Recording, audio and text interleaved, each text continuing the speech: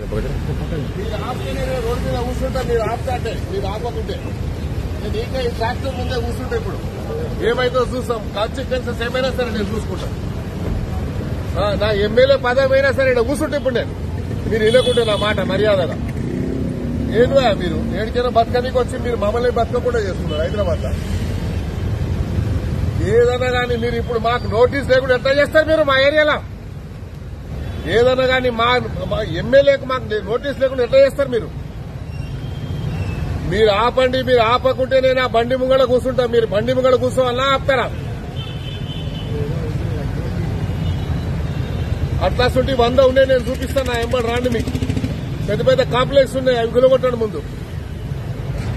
ఏం చేస్తాం, అవి చేసినాక చేద్దాం. ఇప్పుడు ఈడ ఆపండి. మీరు ఈడ ఆపకుంటే మాత్రం నేను law and order problems studio చేస్తాను. మీ ఇష్టం, మీ ఇష్టం. నేను చెప్పేస్తున్నాము, మీరు ఇష్టం వచ్చినట్టు చేసుకుంటే ఊరుకునేది లేదు. ఈడ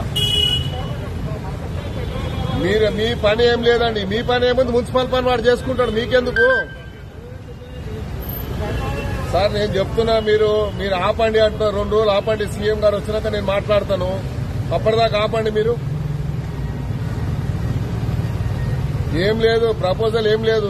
నేను అరే ఇక్కడ 30 ఏళ్ళ నుంచి ఎమ్మెల్యే ఉన్నా, నాకు తెలియని ప్రాబ్లం ఏముంది మీకు చెప్పండి. ఏదన్నా కానీ 2 రోజులు ఆపనికి నీకేం పోతుంది? ఇప్పుడు అంత అర్జెంట్ ఏముంది నీకు? 2 డేస్ ఆపండి. మీరు 2 డేస్ ఆపితే నీకేం కష్టం అవుతుంది?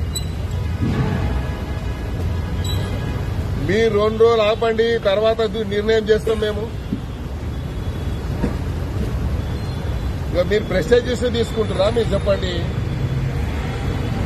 మళ్ళీ మేము చెప్పినాక మళ్ళీ మాకంటే ప్రెస్టేజ్ మీకేముంటుంది చెప్పండి. మేము పబ్లిక్ మనిషి, మేము జవాబు చెప్పాలి పబ్లిక్. సార్ నేనేమంటున్నాను, మీరు దయచేసి 2 రోజులు ఆగండి అంటున్నాను.